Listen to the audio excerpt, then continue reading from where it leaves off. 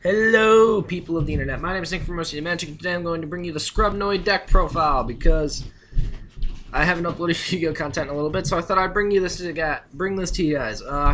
Just note, this deck is not finished. However, I did play it at locals today, and I got my ass whooped. Round 1, I lost to Cosmo because I bricked, and it was really bad. Like, Game 2, it wasn't as bad, but, like, he just shrunk my board. And then Round 2, I lost to XC Monarchs. Round 3 I won, but I threw the match because he needed the top 8 more than I did, so that way his brother wouldn't scorn him, so I just gave it to him because I really didn't care at that point because we were both 0-2, so I'm just like, take it, I don't really care.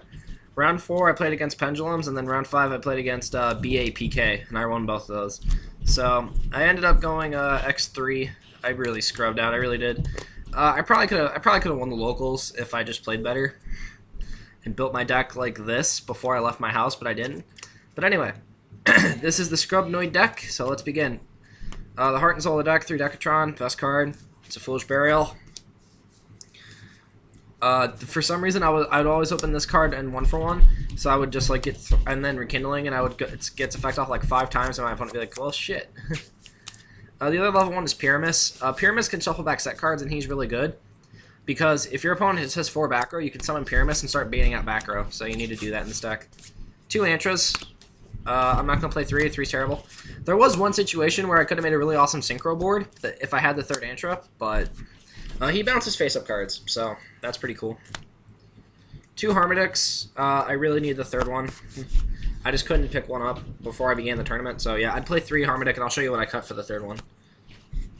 And then 3 Petrulias, 1 super, 2 rare. I couldn't find my other rare, so I just played the super. He pops back row. Harmodic pops monsters, obviously. And then all the little guys have DD Crow effects during your opponent's turn, where you can just banish any card out of their graveyard. So this pops back row. This can pop Iron Wall. This can pop Vanities. It can can't pop a Skill Drain, but it can pop basically any Floodgate with a Decatron. 1 Sjette, he's terrible, but I ran him because I needed another Infernoid name for combos. If he attacks, he's a 2 banish, and whenever he attacks, your opponent banishes a card out of their extra deck, and then he's got DD Crow during either player's turn. But I would definitely cut him for the 3rd Harmodic. I just couldn't find my Harmodic. So as soon as I found a Harmodic, I'm cutting Sjette because he's terrible. The best monster in the deck for me was Sidemus. Like, this guy's broken as fuck. He's got the same thing, 2 banish, DD Crow during either player's turn.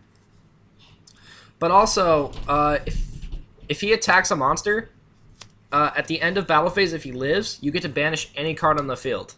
So it doesn't even target, so you can just get rid of Cosmo ships. And there's a cool combo in the extra deck I'll have to show you where you can just banish a card every turn, so it's pretty fun. I played 2 Atandel. The Pendulum deck, I didn't want to deal with it, so I only played 2 of this. 2 banish, obviously. If it kills a monster and sends it to the graveyard, it can attack twice. So I might bump this up to 3. I just couldn't find a 3rd one, and also I don't really want to play 3 of this card because this card's pretty bad right now.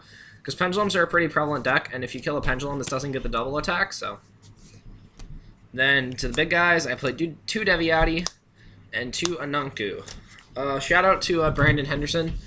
I had ultimates of these, actually, and they look ugly as fuck, so I got the secret ones, and I'm really happy because I like the secret way more than I like the ultimate. But anyway, shout out to him, he got me these. So Deviati is a Heavy Storm, and he gets to negate monster effects, and then Anunku is a Dark Hole, and he negates spells. So these guys don't get DD Crow effects, but they are your win conditions. Like if you summon these multiple times in a turn. Their effects are not once per turn. So you nuke someone's board, they rebuild, and then you nuke the board again. Because why not? Because that's how this deck works. I would play. I'm not playing the Void Imagination build because I don't have them. But the minute I get them, they're going in this deck, and this deck is going super turbo. Like it's just going to be Infernoid Turbo. And then I would play the Sky Scourge build, but that build's too expensive. And then the last monster I decided to mainboard was 3 Raiden. I just wanted extra mill and combo pieces, and this makes Omega really well. So there's that. That's it for monsters. Let's just move on to the tech cards with the spells first. That way I don't have to deal with it. 2 Drag Down in the Grave. The reason I did this card is because I play no traps. Like, I play no traps in this deck. So your hand is either going to be a bunch of Infernoids or it's going to be a bunch of spells. So you unload the spells and then you drag down your opponent and you get to see what they're up to.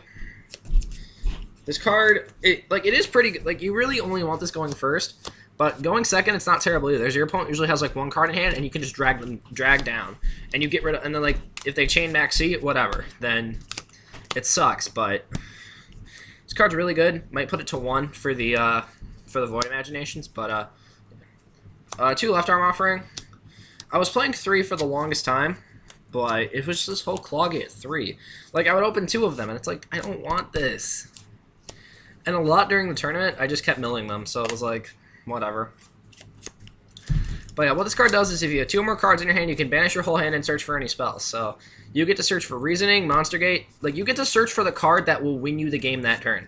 Because this deck can OTK going second. Like, this is a 1-card OTK. Like, you get Reasoning, and let's just say you get a decent mill. Or you can get Soul Charge, or you can get Rekindling and send the extra piece. Like, this is good. Like, this is probably the second best card in the deck next to Reasoning, but like, this is literally just more combo pieces. Like, that's literally what it is. It's amazing. I don't know if I'd probably keep it at 2 if I play Void Imaginations. 2 Voids here. I don't know why people are cutting this from their Infernoid decks. They need to play this card, because this card is fucking stupid. You can make an Infernoid on it if it's a quick play and it makes an Infernoid unaffected, so it can't be Stormforked and it won't die by Dark Destroyer. And if it's in the graveyard, you can banish it and it's not destroyed. So they try to Raigeki you, and instead of chaining DD Crow, you just Void Seer and you protect a Nunku and you just like win. So that is pretty fucking brutal. 2 charge of the Light Brigade, because you want to see your Raidens as fast as possible. And if you open this in Raiden, then like, even if you have no targets for this card, you can still mill 3 for the cost, so that's pretty good. And then for the 1-ofs, for my mill cards, I played 1 Reasoning, 1 Monster Gate, and 1 Foolish Burial. The reason I'm playing Foolish Burial is because A, I don't have Void Imaginations, and B, this deck doesn't have enough mill. And like, you just, like if I open Foolish and Rekindling, I will literally Foolish a Decatron and then activate Rekindling to get the Decatron back, just so I can send a Patrulia and just get combos going. Like, that's the whole point of Foolish Burial. It's a combo piece. And these 2 are just win conditions. Like, if you resolve these, you probably win the game. Every match I played today, I opened Reasoning. And 4 out of 5 times, they called 1 and I hit a Decatron about 4 cards in, but I had enough Infernoids where I could just OTK them. So, I won every game 1, though. I did win every single game 1. I just decided to do that. So yeah.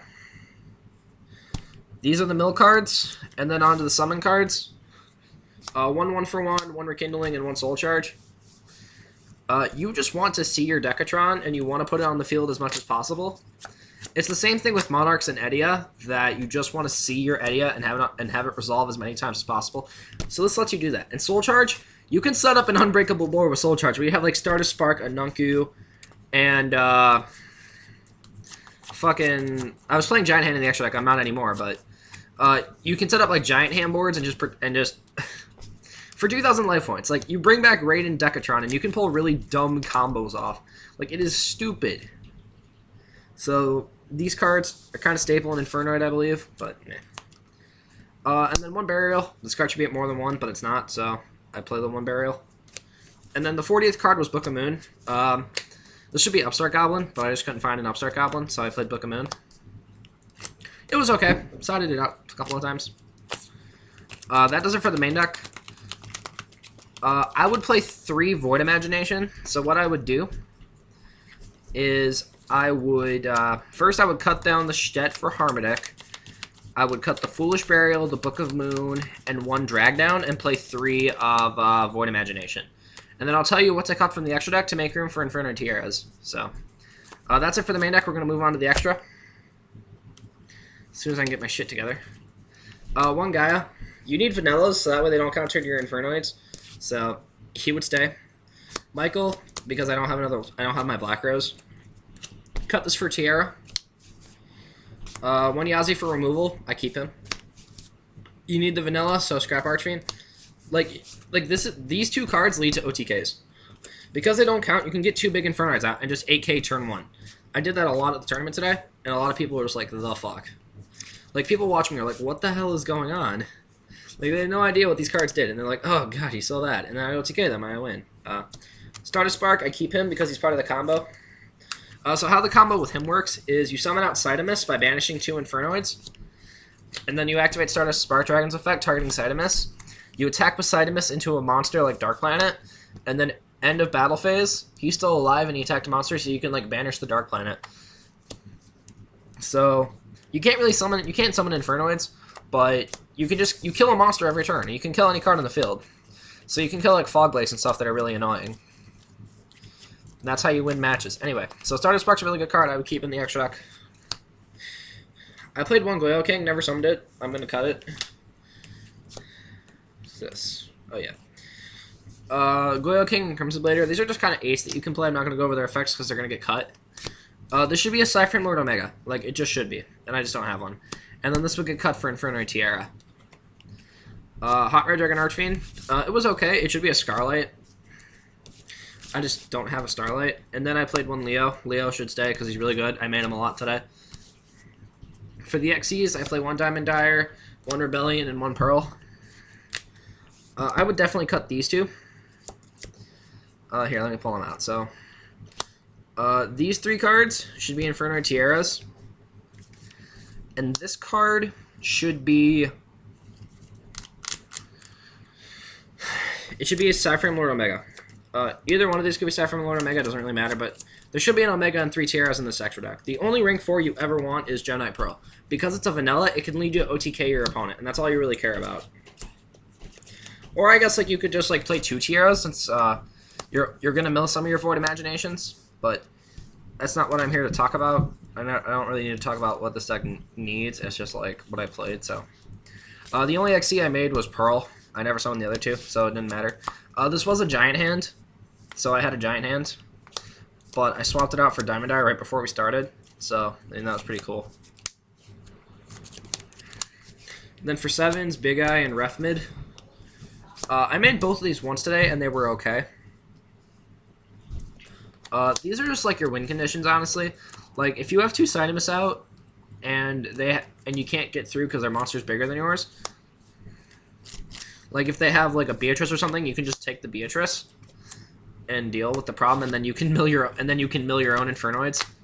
But yeah, he solves problems, and he's literally a burn spell, and he's immune to card effects, so he's really good.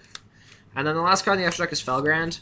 I never summoned him, but the point is that you take 2 Atondels and you make him, and you can do stuff like this where you can just make a guy immune, and then the other one can't die. So that's kind of a cool combo you can do, but anyway, that does it for the extra deck. You already know the improvements. Again, this deck wasn't at full power, but... So anyway, let's move on to the side deck. For my side deck, I played 3 Chaos Hunters. I did not want to deal with Cosmo. I sided 3 of these in against Cosmo. Did not draw a single one. I cried. 2 Flying Sea. I hate this card so much. Round 5, I'm playing against Burning Abyss Phantom Knight, okay? So I summon my Decatron. It gets Fog Bladed. I Monster Gate it, and the first card I hit is Flying Sea. So I have to summon the Flying Sea to my side of the field. But I drew Deviati because I went second. So I drew so I summoned Deviati, blew up all of his stuff, and then he tried to activate a Dante's effect, and I negated it by tributing Flying Sea. So that was kind of cool. But yeah, this card's supposed to be against like XC decks and Rogue and things. And then 2 Speedroid Menkos. These are for the OTK decks. And he's a level 4, so he lets you go into Omega and rank 4 plays. So that's that. That's it for the monsters I sided.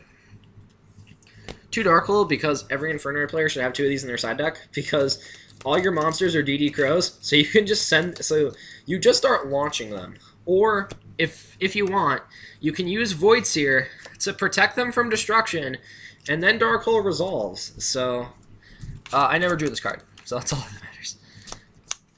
Story about Stealth Shattering Arrow. I'm playing against Pepe, or Pendulums, or whatever. He sets up 2 Scales, Necro Valley sets 2. I just start going off. Like, I open the Nuts hand. I opening Reasoning, Monster Gate, Decatron, 1-for-1 this, and I drew Soul Charge. My board was so ridiculous, he just ended up scooping. It was amazing. 2 MST, you sat this in every match because of Iron Wall. You don't want to deal with that card. And then the last 2 cards in my side deck were Trap Stuns, because I felt like Cleodemise was going to be a pretty prevalent deck at the tournament. Because knowing a lot of people there, they play Cleodemise, but no one showed up with Cleodemise today. So I didn't have to side this card in. And honestly, even if I had to, I wouldn't care. So that does it for the Scrubnoid deck profile. I'd like to thank all of you for watching. As always, tell me what you guys would play in this deck in the comment section down below. Also, let me know if you want to see a trade binder, because I can upload a video of my trade binder. I might just do that anyway, but I want to know if you guys want to see that. So anyway, my name is Nick from Motor City Magic. Thank you guys for watching, and I will see you guys next time.